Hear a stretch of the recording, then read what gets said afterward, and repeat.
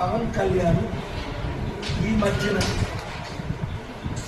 మాట్లాడుతున్న తిరుపతి లడ్డు కార్యక్రమం ఏంటి, డెరాగటరీ స్టేట్మెంట్స్ ఏంటి,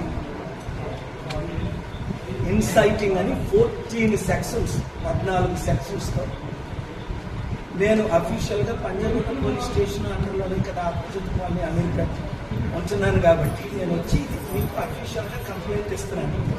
ఇమీడియట్గా ఆయన్ని ఇన్వెస్టిగేషన్ చేయమని, based on the sections FIR file చేయమని, తర్వాత అరెస్ట్ చేయమని.